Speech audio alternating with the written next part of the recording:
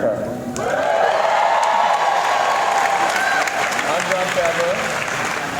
I'm Tommy Vitor. On the show today, in a little bit, we're going to bring out our guests. We have the host of MSNBC's AM Joy Ann Reid. We have the former press secretary for Bernie Sanders and current CNN political commentator, Simone Sanders. And we have us. Here we are. Okay, let's start. We've had a busy week. Yesterday, Donald Trump fired his first chief of staff and most talented fly swatter, Reince Priebus, via tweet. And he replaced him with his Secretary of Homeland Security, General John F. Kelly. Reince had the shortest tenure of any chief of staff in history. Yeah. Which is odd since it feels like he's been there for about 20 years. Honestly, though, it's not about, choosing the time to go. Your mic's off. Oh, guys, the mic's. Oh, there we go. No. Keep talking, Lovett. Lovett, hey, backstage. Lovett's mic's not working. Hey, backstage. Guys, Lovett's mic's not working. We have a very professional operation. Why don't you and I just have a talk? Yeah. How are you, Tommy? This is the best. This is what we've always waited for. Our dream right here. The mic is off. Tell us your thoughts. Do you want to talk about Darfur? Thank John. I thought you'd never ask. Okay. I was listening to Old Pod Save the World on the way here, and it made me think no one cares about it. Handheld. There's no.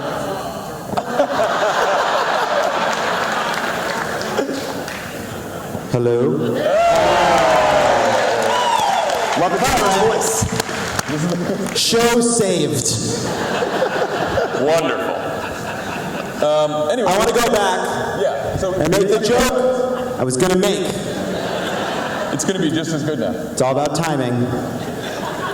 Yes, it was the shortest tenure of any chief of staff in history, but it's not about the length of time. It's the amount he got done during that time.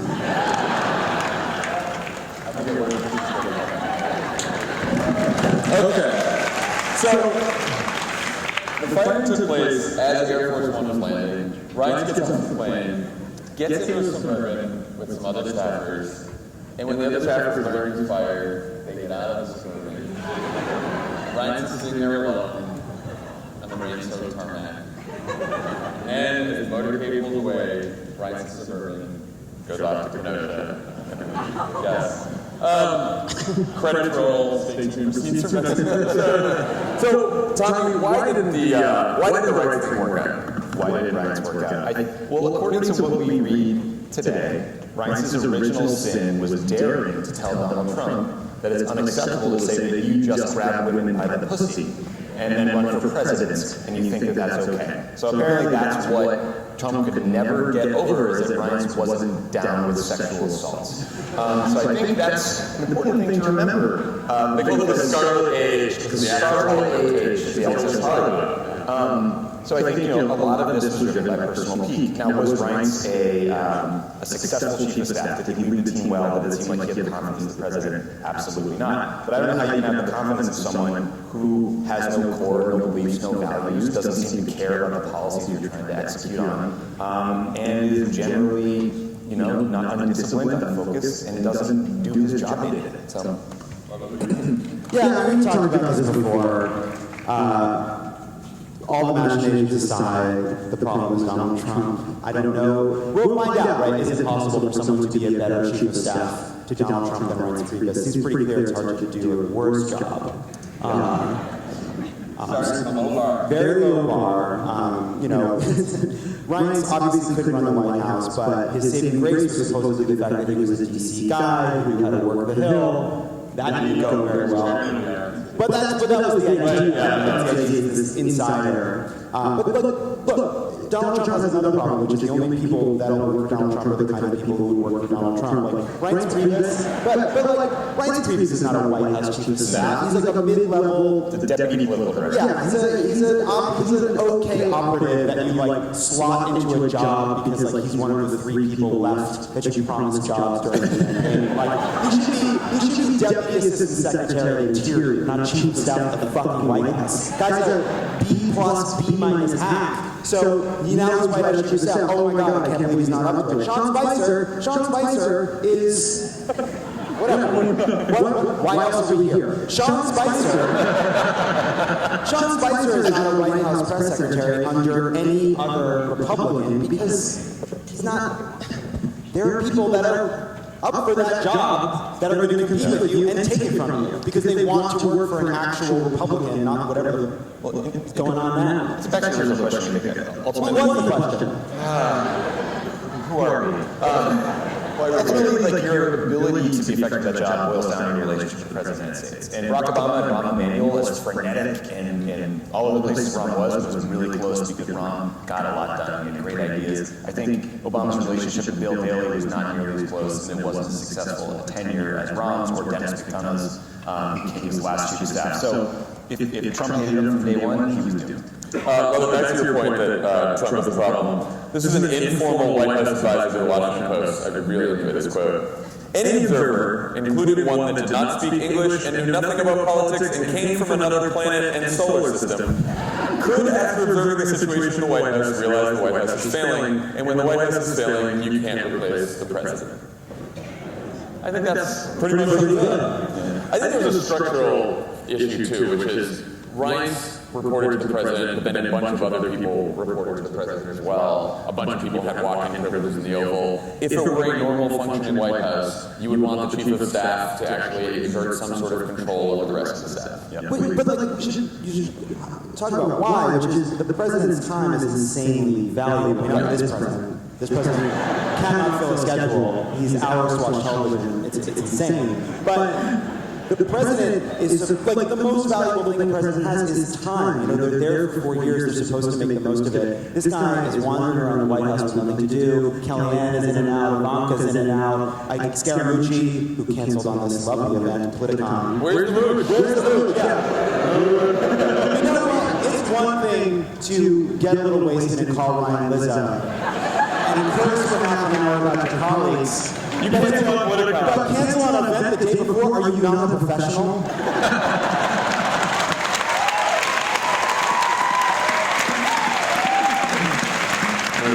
Okay, so Reince is being replaced with General John Kelly, Secretary of Homeland Security, Boston guy. Boston guy. So we are told that General Kelly is going to work out his chief of staff because he won't suffer idiots and fools, is a quote. So he has come to the right place. It's going to be a tough first day. So they've already, the White House has talked to Axios, as they do, and said, the reason that Kelly's going to work out is no nonsense, going to make the trains run on time, he looks the part, which is very important to President Trump that you look the part, because we are... Poor Reince. No, not poor Reince. Whatever. But like on top of everything else, like stop tweeting about a soft chin. Like that's pretty tough. Just not a good chin. That's what that says. So what do we know about John Kelly? What do we know about his tenure as DHS Secretary, who served in the Obama administration? Yeah, he was like that commander in Southern Command. He's a four-star general. So to get to where he got to is an incredibly difficult task. You have to have some political skills as well as being a great soldier, Marine, or airman, or whatever it is. So he's obviously an incredibly successful person. I think he is well known for being a disciplinarian and taskmaster, somebody who rides his team pretty hard. If he can translate that experience and worldview into the White House, maybe it will help things. I just don't know that Donald Trump will ever allow him to. If the mooch is going to run into the Oval Office after he's done and upend everything. Yeah, I mean, the one thing about Kelly is he's, as far as the stories are concerned, he's supposedly one of the adults, right? He's in the Mattis McMaster school of the people behind Tillerson that are supposedly the ones who are behind the scenes desperately trying to stop all the bad things and that are supposedly doing this out of a sense of patriotism, even though they have no warm feelings for Donald Trump. That's the story. From the more you read about him, he's a little rougher around the edges than Mattis and the rest of them. I mean, he saw through the travel ban, no problems there. The Muslim ban, he saw through deportations, no problem there. He's given some speeches since he's been Homeland Security Secretary that sort of harken into the more darker impulses of the Trump campaign when it comes to crime and immigration and the rest of it. So I think that's probably a little concern. Yes. You think so? Yes. A little conservative. I mean, I just want to put a stamp on something Leva talked about last night in Love It or Leave It, which is the hottest new show on the internet since the Avatar. It's a fantastic podcast.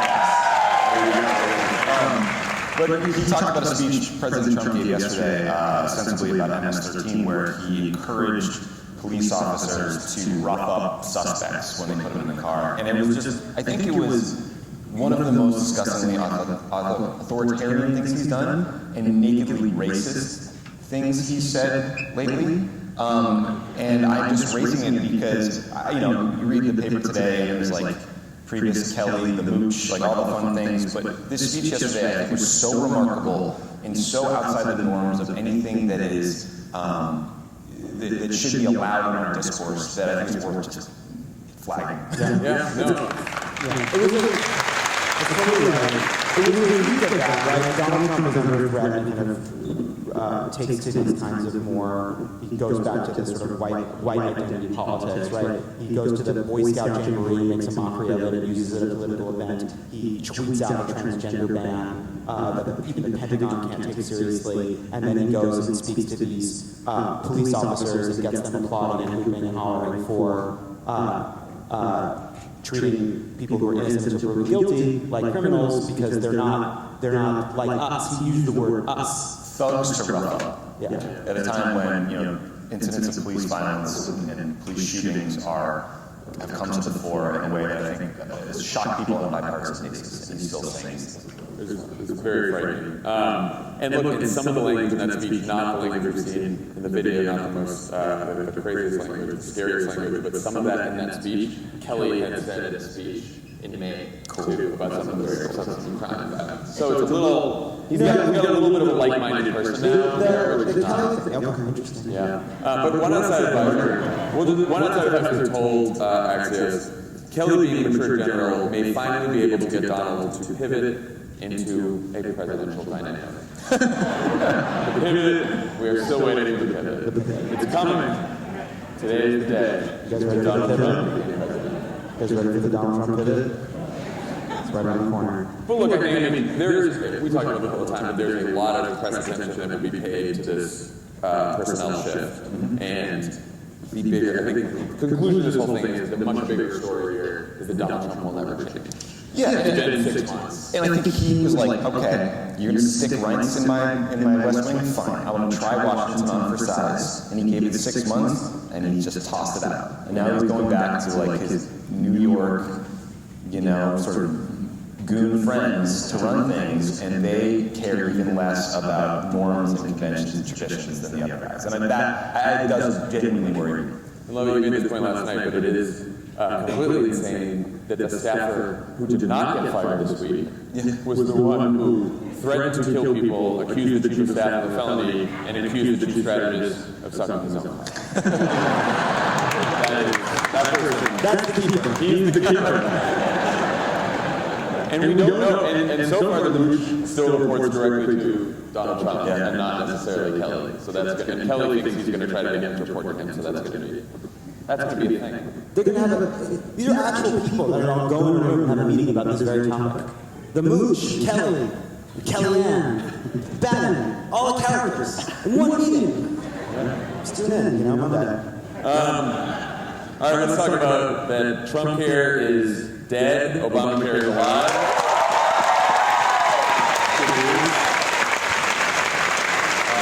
For now.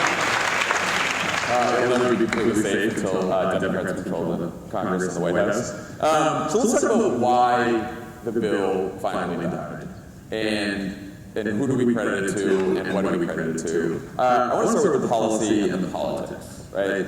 The Republican health care plan raised premiums, raised deductible, raised the uninsured rate in America, under uninsured Americans by tens of millions, and never polled above like 15%. So one thing we talk about is it's pretty amazing that it almost passed, and pretty scary that it almost passed. A bill that's that bad both in policy and in politics. Yeah, Jason Kander made this point in the aftermath of the bill, friend of the pod, after the bill failed, and it's put all the process aside, and the process is obviously important, but ultimately they just didn't have a better idea.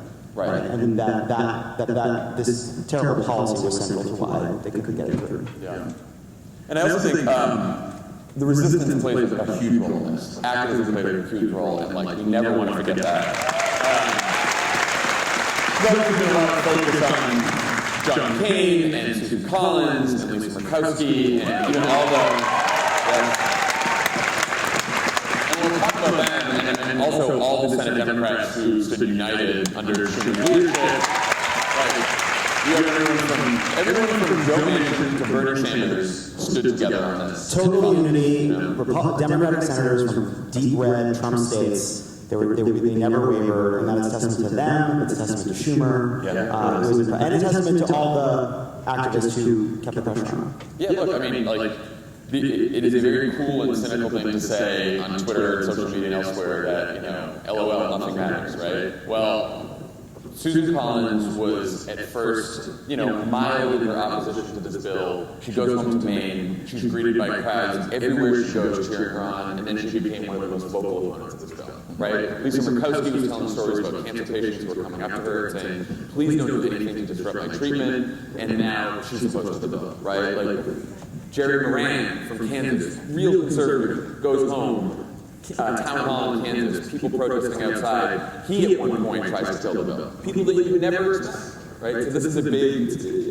And the pressure also just slowly but surely had to lower sort of lower their ambition, right? Things have to keep coming out, right? And the Medicaid cuts have to start coming out until all they're left with is like a tiny, strange, skinny repeal that even they didn't believe should become law, right? And so even that was a result of the pressure because just to get the yeses they got, they had to reduce the bill to basically nothing. Right.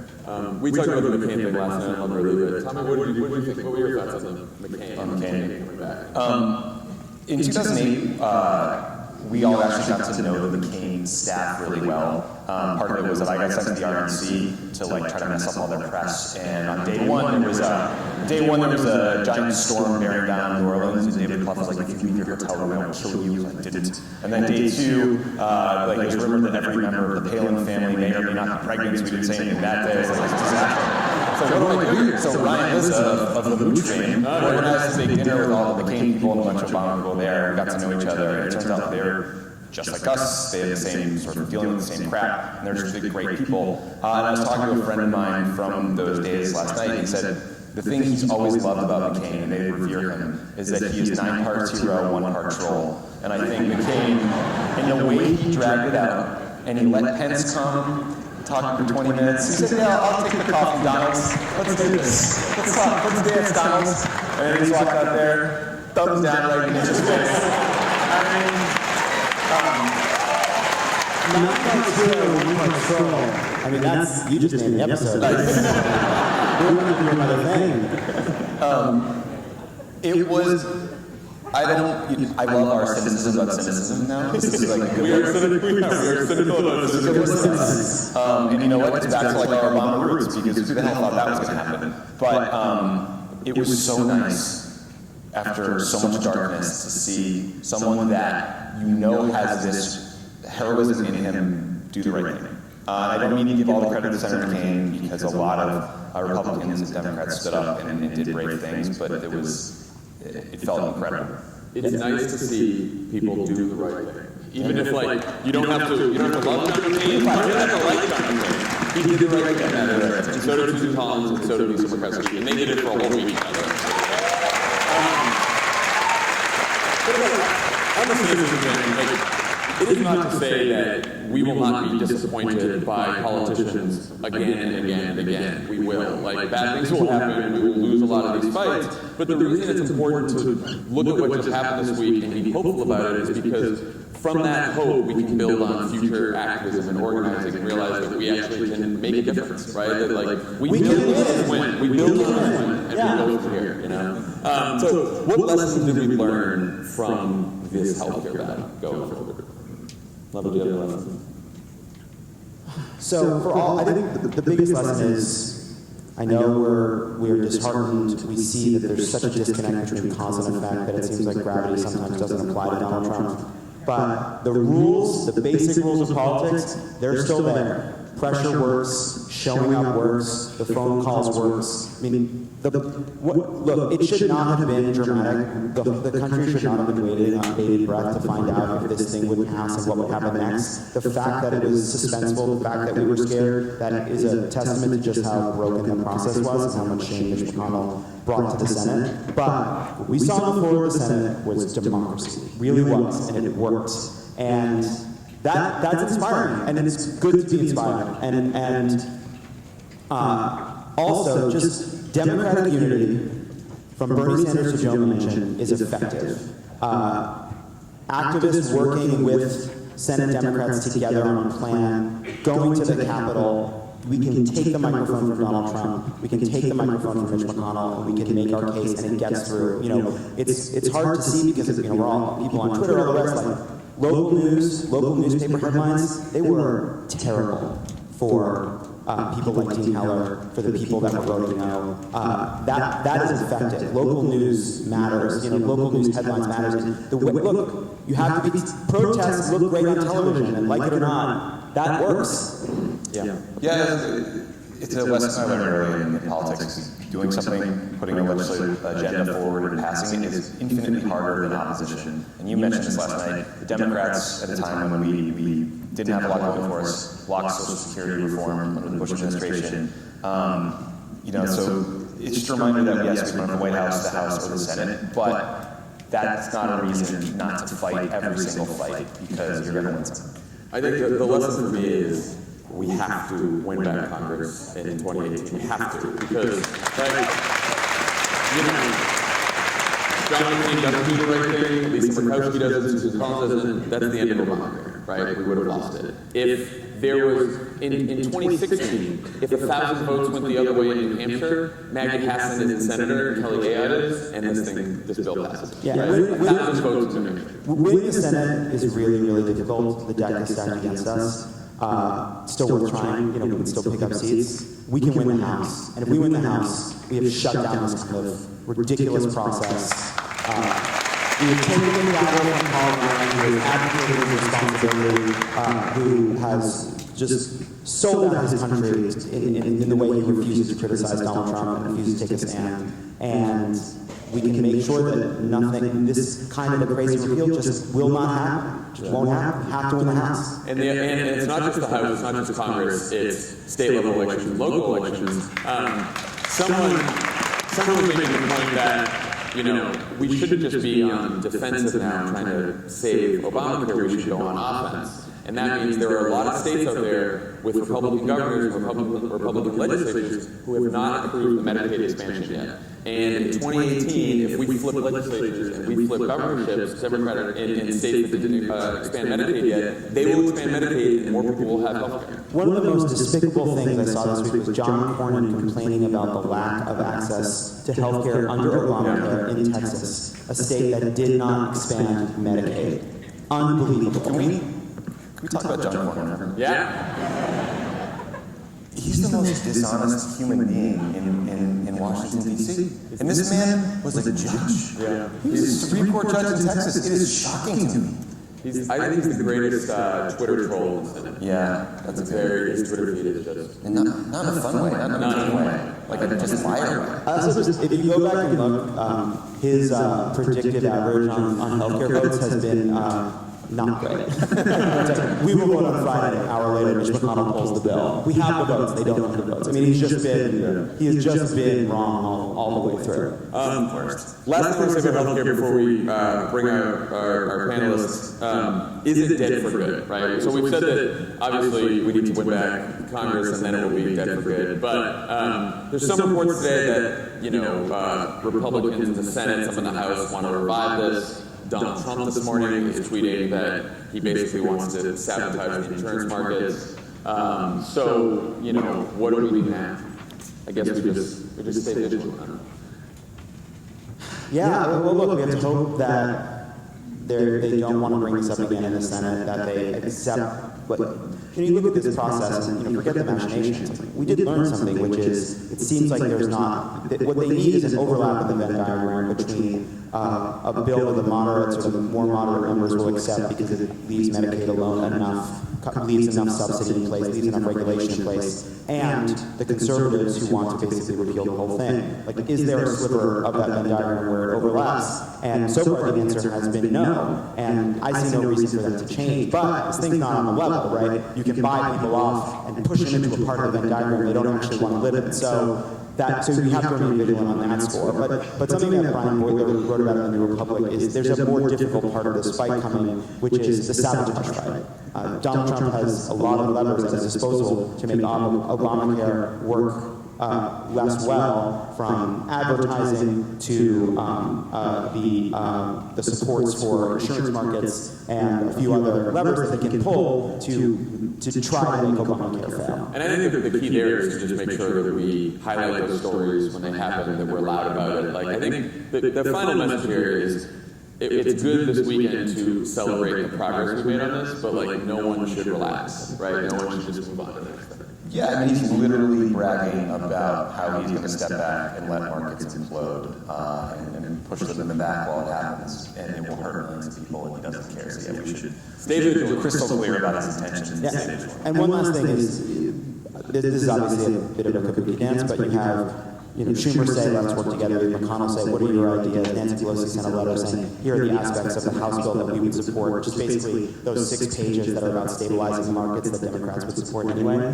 And so making it clear that there is something we would get behind, it seems unlikely that something like that could pass, but repeating over and over again that we're here to do the things that will actually make Obamacare stronger is a really important part of this. Because Obamacare isn't perfect, and there are things we can do to fix it, and that's something Democrats have said all along. Okay, we're very happy to welcome to the stage Joanne Reid and Simone Sanders.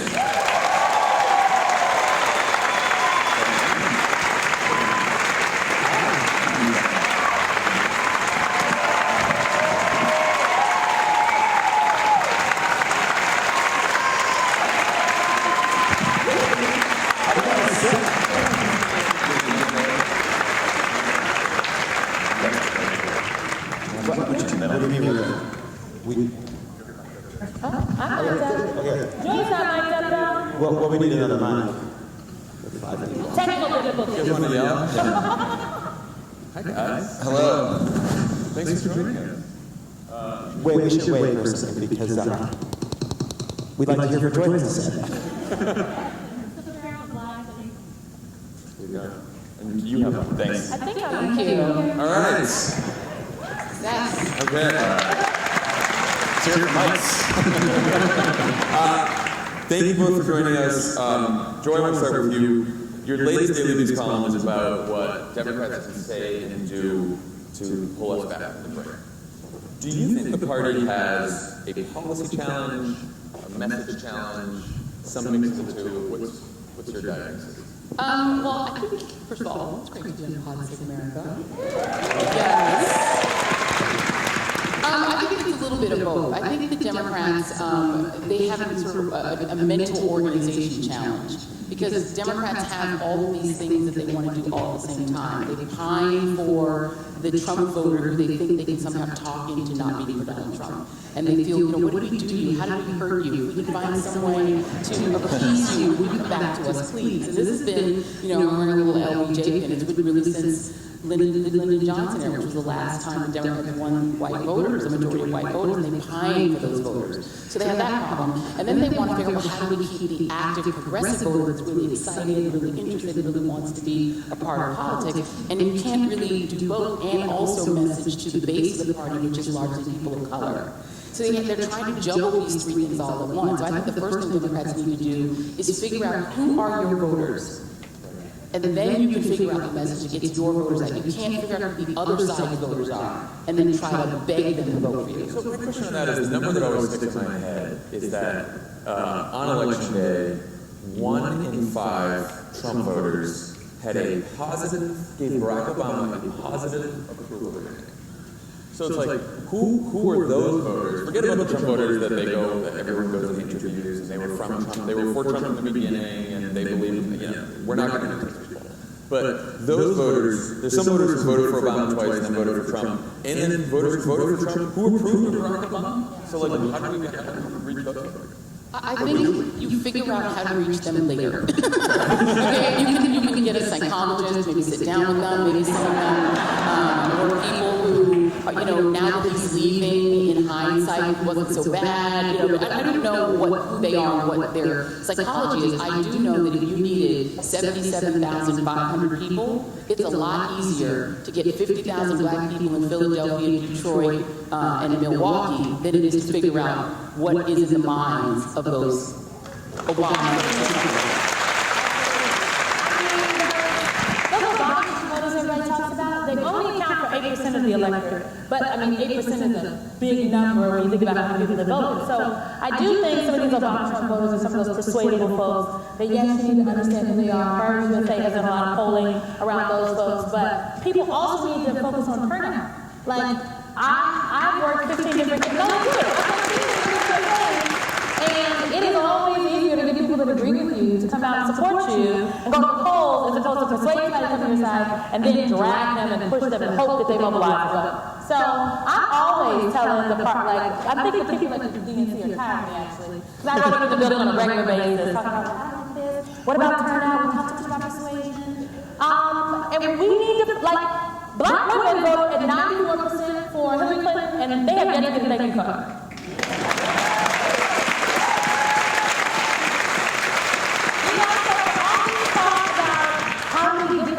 White working class voter back. To be fair, working class is going to be majority minority by 2032. The United States is going to be majority minority by 2040. America is browning, and so instead of focusing on white working class voters, like Joyce said, Wayne voted since for the Democratic candidate for president since the Civil Rights Act, and 1964. We need to be focusing on young people who are increasingly diverse. Millennials, shout out to millennials. Figuring out how to create a message, an economic message that speaks to, yes, working class people of all genders, racial backgrounds, religions, but also a message that speaks to black women, a message that speaks to Latinos, a message that speaks to LGBTQ Americans. And I think the economy and healthcare are two really good things to talk about that can help Democrats win the 2020. That's the message. Talk about that. So what do you think? Do you see that message out there? Obviously you're someone who supported Bernie Sanders, and he's somebody, I think, who spoke to young people. All young people, by the way, I know there's this thing out there that Bernie didn't talk to young black people. He won millennials across the board, including young black women. Well, that's been something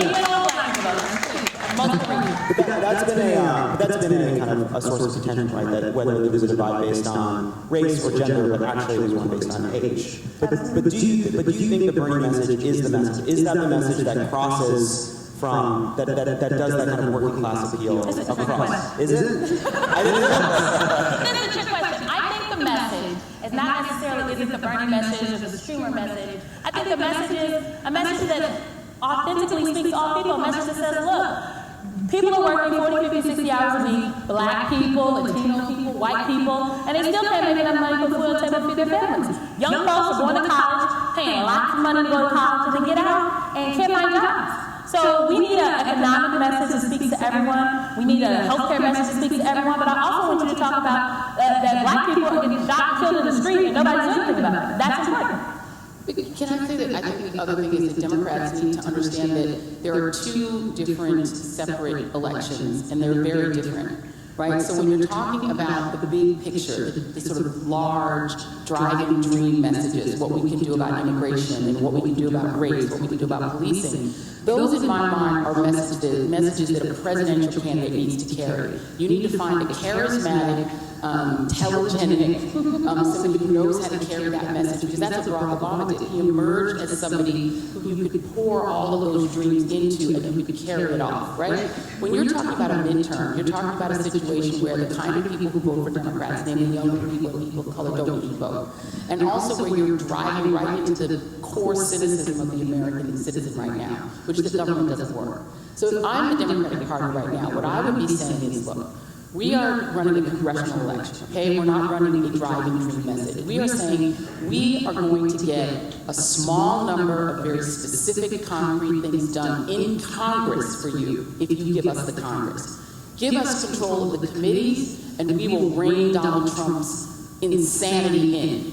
He won't be able to operate the way he is now with the lackeys and the supine stewards that are running the conversation. You don't have to use all those adjectives.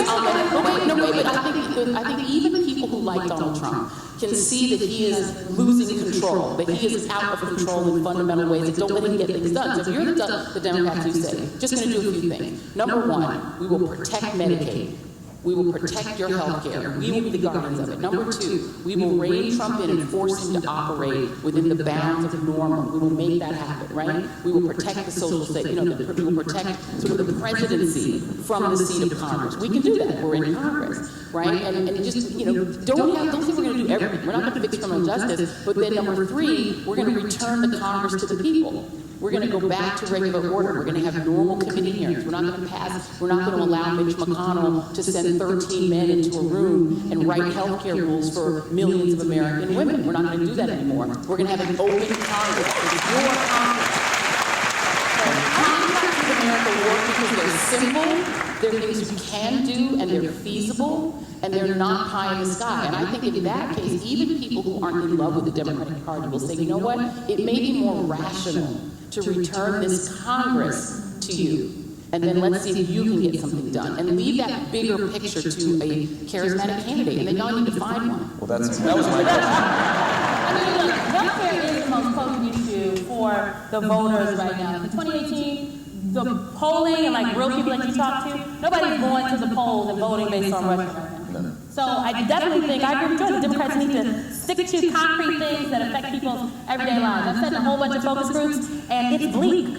People feel as though, particularly about the Democrats, that they're literally not working for them.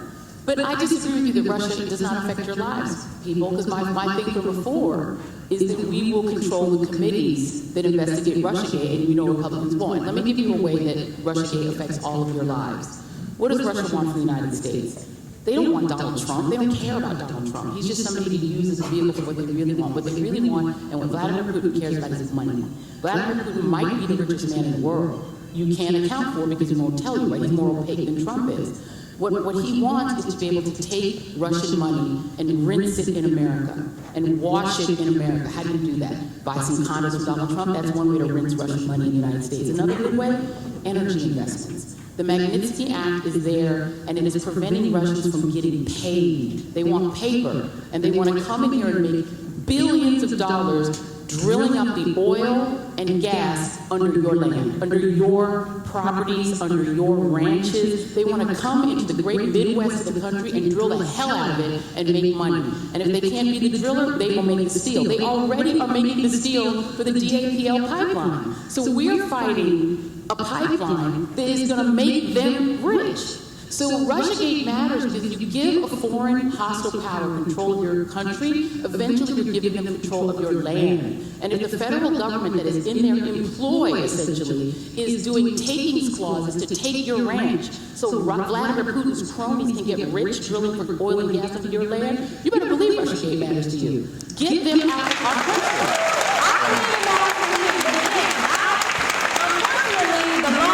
The American people did not hear you. So when I'll say this, when Watergate was happening, and I don't even think I was alive, but I read about it. And I read about it. If you look at the Gallup polling back then, it didn't become an electoral issue for people in the polls until after Nixon resigned. So I would hope that the American people will wake up and feel that Russia is one of the most potent issues in our lifetime. But for now, they're not there yet. So we got to talk to them where they are. Vladimir Putin, not a good guy. He's a pain in the ass. So, question for you: when I think back to the 2016 race, hindsight feels very 2020 to me.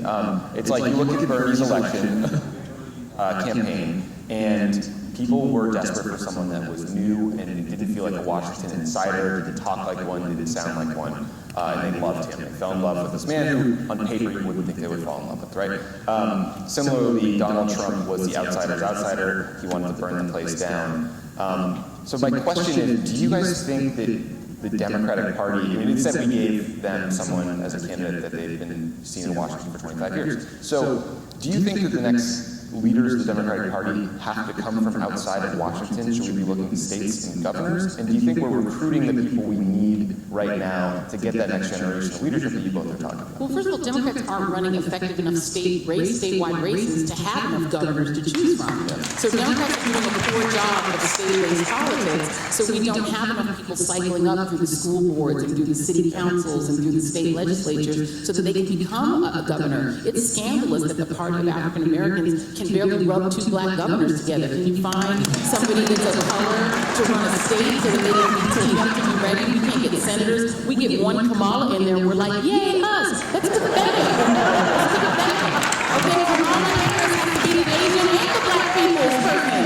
It's ridiculous. So to me, the Democrats need to get back to basics. This used to be a ward party. It used to be a party that did not and dragged people to the polls, that knew their little district, and that could get their little guy elected to the city council. That's what Republicans do. They go into Wisconsin, they find little Scott Walker, and they make him a little county executive, and next thing you know, he's the governor. And that's what they do. And Democrats, it's a long game strategy. You need to play the long game. But in terms of looking for stars, there are a lot of great people. There's the Mitch Landrieu's of the world that are really good. You've got Gavin Newsom, who's really great. You've got Kamala Harris. I think Joe Kennedy is a star. I don't know what I'm doing, and I always feel a little awful sort of asking Kennedys to sacrifice they're themselves because the family is giving so much. Look, think outside the box. Eric Holder. Could Eric Holder run? Yeah, you never know. That could be something interesting. He's candid enough. Right, and so I think there are some great people. It's just that right now, that person should start to emerge now. If you're interested in running, get out there and start emerging as a national voice now. That's what Obama did. Well, to me, it's partly about people, but it's also about this larger, I think, soul searching that Democrats are doing around policy, around politics, right? Because we have, you can look at individual personalities, I think, talking about why we ended up nominating somebody who was a DC insider is really important, but at the same time, we have lost up and down the ballot, right, from the state legislatures to the governor's races, to the House races, to the Senate races, to the White House. And so that isn't about people. I mean, it's about putting up the right candidates, but it's also about policies and the agenda. So putting the message aside, do you think Democrats right now are doing enough to do the kind of soul-searching around policy, around addressing the actual needs of people, not speaking to them, not how they feel, but what they're actually going through? Well, I was happy to see that the party recently, put out this platform about the economy, like what they're going to do about the economy. I think that there's some tweaking to be done because the rollout to me read, "Dear white working class people of America, we are here for you." And I don't think that's what the message of the economy should be, but I do think there is some soul searching there and some tweaking that is being done. But I just think we need to put proposals on the table. Like the American people are not, they don't want you to take 2 years, 3 years to figure it out. Like I think the party needs to put proposals on the table and they need to give resources. So the DNC has given resources to local state parties to do some of that infrastructure building that they need to do because we can't get more black mayors and Latino mayors and young people mayors or that are Democrats and governors and lieutenant governors. Because I think we literally tied our politics to the people of Barack Obama, whom I voted for, whom I love, and then when Obama was gone, it was like, well, what are we doing? This is my next question. So we had this big fight in 2016 over what the Democratic Party is, what we stand for, between Bernie and Hillary. What lessons from Bernie's campaign should the rest of us in the party learn?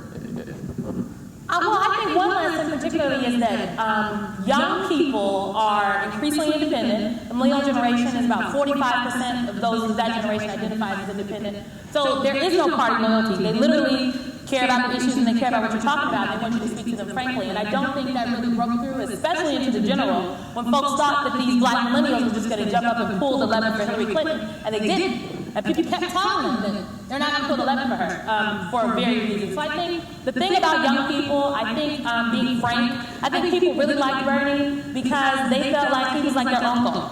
Like he was just really frank about it. He didn't speak quote unquote political speak. And I think that's what the electorate kind of wants. They want you to give it to them plain and straight. I think we can also learn though that when you don't go out to communities, when you don't put resources into communities, they will not show up for you, whether they kind of like what you're talking about or not. And I think that's a lesson that we learned from the Bernie campaign especially. And what do you think that you guys could have done better? Well, aside from like not putting any money into the March 1 things, in the South, which is like a bad thing that we did.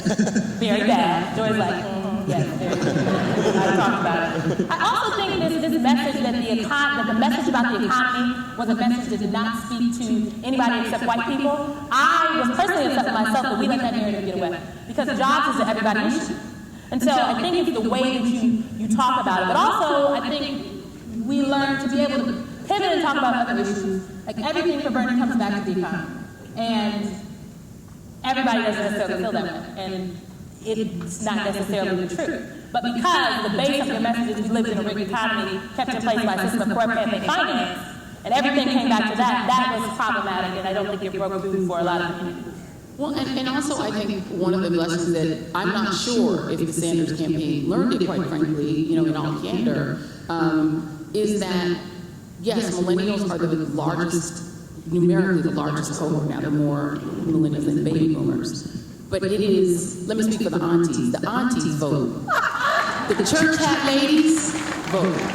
And the church hat ladies were not going to vote for Bernie Sanders. He was not speaking to them.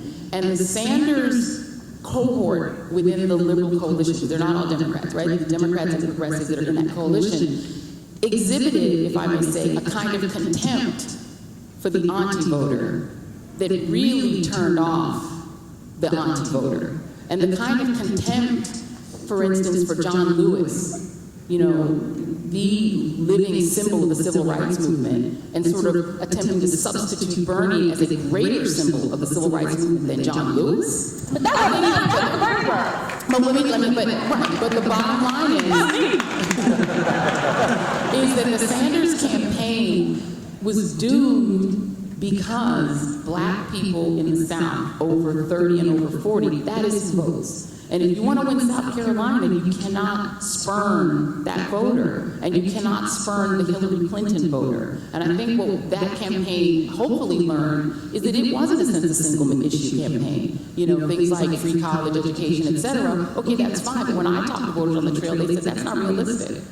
Where's the message for me? So you can't have a cult of personality campaign that doesn't speak to the entire base of the Democratic Party.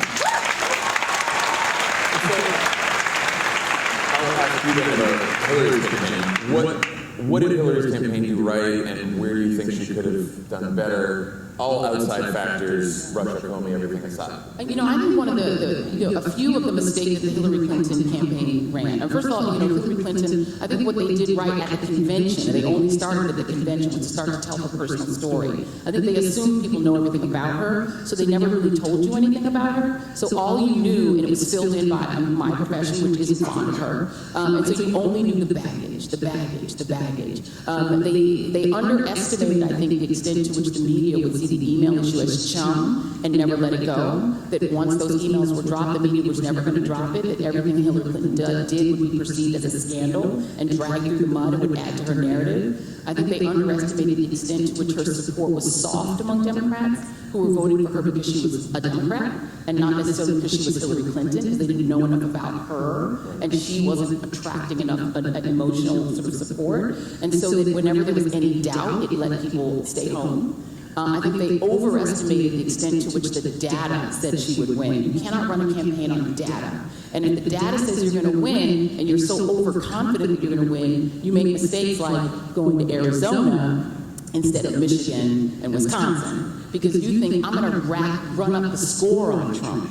I'm going to get all these Republican women. And I think the final mistake, two mistakes were demographic. One was presuming, to your point, Simone, that black voters, Hispanic voters, Asian American voters, and young voters, because of Trump, would race out and vote for her the way they did Barack Obama, because she had Barack Obama's endorsement, rather than going out and working for that vote. And then the second one, which might have even been bigger, was assuming that Hillary Clinton would be so tempting to white women that they would vote for her, and even if they were Republicans naturally. That is not true. Most white women are Republicans, and most people vote for their party as tribal. And she overestimated that she would have that vote because women like her would, and I'll be very quick about this, but I'll say that it's something that, is very different for black people, and Simone may agree with me on this. African Americans, we are brought up to be very overt and very intentional about intentionally pulling for one of our own. When Barack Obama seemed viable, we ran to Barack Obama. And there was no embarrassment about saying, yeah, I want a black president. Are you kidding me? He's qualified. We're not going to vote for any black president, but this guy can win. And we were intentional about saying, I want him because I can have a black president and he's qualified. I found on the campaign trail that white women, especially younger white women, were very reticent to say, I want a woman just to have a woman. That's probably changed because of Trump. But at the time, there was not this overt, and they assumed that there was. And I remember that was covered fairly early on. There was a story about mothers and daughters actually arguing over supporting Hillary. That was the primary. Yeah, I mean, they were younger. I spoke to a lot of younger people who were like, look, I think we'll have an opportunity to get another woman president in our lifetime. And there were lots of younger voters who felt as though Hillary Clinton was not their only option. Like, if she didn't get it, we could get it again. There were also people that literally nowhere in anybody's brain did they think Donald Trump was going to be elected president. Like, it was so far-fetched, especially after the grabbing by the, tapes came out. I was like, oh, he is done. There's no way, but it happened. And so I think in hindsight, and nowadays, there are folks that are saying, okay, I do understand, anything is literally possible in Donald Trump's America. And perhaps we should just be a little bit more vigilant. But, folks, I wanted to know where were the white ladies that had Hillary Clinton back. Because if Hillary Clinton was a black woman running for president, She'd have won. She would have won. We didn't drive out the grocery store to go get in line. That's how we are. I'm just saying. When Barack Obama ran, we had, and at the time I was out of journalism and was working on the campaign, and we had a 100-year-old woman. We actually had a 99-year-old woman who was turning 100 very soon, right? She was all over the news. And she was in the line in Broward County in a wheelchair. They let her go toward the front, and people kept saying, ma'am, do you want us to take you inside? Do you want us to move you into the shade? And she was like, nope. I'm going to sit right here until I can vote for that black man and have him be the first black president of the state to my birthday. She was like, nothing can pull her out of the line. And that is just, there's something that people of color are just raised to feel that way because you're constantly beleaguered and under the gun because of your race, and you live with your race and you wear it everywhere you go. And so that idea of voting in an intentional way to advance somebody who looks like you, it's not even a second thought. Coming back to what you said about Michigan and Wisconsin versus Arizona, one of the things that has been hard to square with that is, campaigned actively in Pennsylvania, returned to Michigan towards the end, forgot that Wisconsin was a state. Same result. They had to take out money for a Chinese place, and they put it on the Wisconsin thing, and nobody forgot there was a state on the road. Huge blunder. Great takeout, though. Great restaurant. That's why I was up there. But anyway, same result in all three states. So to me, I look at that and I think there's an underlying structural problem. One of the things that I return to, and this lesson that I took is, Bernie Sanders comes out with a $50 minimum wage. The Democratic establishment takes that and puts it through a machine. And out pops a modified version that kind of gets you there slowly through states, etc. Bernie Sanders has a universal college proposal. It goes through the Democratic machine. And I'm not faulting the Hillary Clinton campaign for this. This is the Democratic consensus of what should happen. And out pops a more complicated version that's more responsible, ostensibly because it's more affordable. Do you think that there's a lesson there around how we make policy as a party? Have we been sort of having a debate with ourselves that results in a kind of 40-page white paper? And do we need to be, for lack of a better word, more daring and a little bit less governing in our campaigns? Yes. If you had to just say in a log line, why was Hillary Clinton running for president? If you had to say because she's qualified, brilliant, etc., but why was she running for president? What was she going to do, right?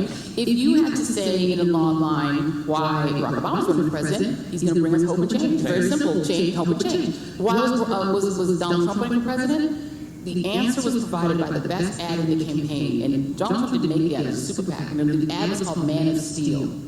And I saw this ad in Ohio, it was the first time I got a little worried. Because this ad showed steel workers, and they showed like chained up steel, factories. And they said, our factories are closed, our jobs are gone, And then it turned, all of a sudden the factory started to turn on, the machines turn on, the sparks are flying, you start seeing all these workers, they're white, they're black, they're all, and they sort of turn on, and it says, we can bring it back. We can bring it back. That's what Donald Trump is running for. Bring back that era that people are nostalgic for, of when steel plants and factories were working. Democrats, to your point, were so white-papered and so sort of egg-headed about the election that they forgot to say why they would be better for those Rust Belt states. What is it that they're going to do? And it just, and you need to go there a lot and knock on a lot more doors than, doing a concert. I love Beyonce, but that's not the only way to win. Ice cream on the cake, not the cake. Steve Bannon's floating a 44% tax on people making $5 million a year. And I think to myself, I think to myself, yes, a millionaire's tax. Let's just make that a platform. Let's go. And Al Gore got so beaten down for class warfare and all the things they say about Democrats that we don't just go out and trumpet this policy. Well, Bernie's message, I remember seeing Bernie's announcement speech, and that first line, I'm here to talk about a revolution, and The political and economic revolution. Done. That was it. Yeah. And you're like, that's the campaign? That's the campaign. Now, some people will say the political revolution wasn't feasible, but we have to remember, 2016 was a change election. I don't think folks understood it was a change election until it was too late. What do you say? It's a change election. If you ask those folks, particularly the diehard Trump people, are saying they voted for Trump because change and racism. The Obama Trump voters, please be clear, Donald Trump's populism was attributably tied to racism. But these Obama Trump voters, people that literally pulled the lever for Obama at least twice, some of them twice, and they voted for Trump, said that they voted for Trump because of change. Right, but it was more of a change, right, it was like a change back election, right? They wanted to change us back to the 1950s. And the one thing I would disagree with on the political revolution, if that's your slogan, okay, if that's your slogan, and I'm a 56-year-old Cuban American in Miami, revolution? If I am an African American 60-year-old woman in South Carolina, revolution? Really?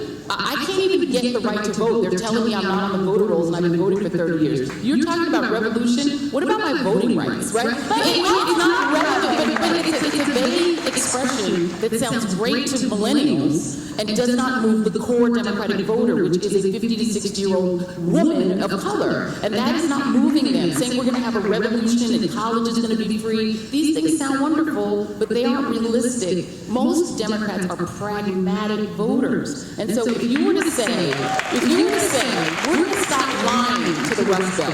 We're going to stop lying to the coal worker and say to the coal worker, we're going to refire the plants. But what we are going to do is we're going to be America again. We're going to get back to the days when we invented industries, when we created industries, when we created entire fields that we've now ceded to Asia, to Japan, to China. We're going to invent the new industries that are going to put you to work. And if you do that message, then people get, I'm going to work. That's a message that makes sense. I guess I'm saying it may have been a message or a slogan that was too narrow in the end, right? It may not have been for you, but you knew what it was, right? Like just in terms of speech writing, right? Like I knew from that first line, this is what Bernie's about. With Hillary, you never got there. And it's funny you said most Democratic voters are more pragmatic. That might be right. The problem is, as Love was pointing out, sometimes the pragmatism and the practicality gets us into slogans and white papers that aren't as big and bold. They're a glass of warm milk. You know what? I think so. People always ask what was Hillary Clinton's issue. I think there's a myriad of different reasons why she lost that we could debate about all day. But I think one of the things is people say, oh, Hillary Clinton didn't have a platform. She had a platform. She literally had a platform for everything. She had some great stuff. It was on the website though. And every single time a camera came to a Hillary Clinton rally, when you got sound bites of her on MSNBC or CNN or even Fox, she was talking about Donald Trump.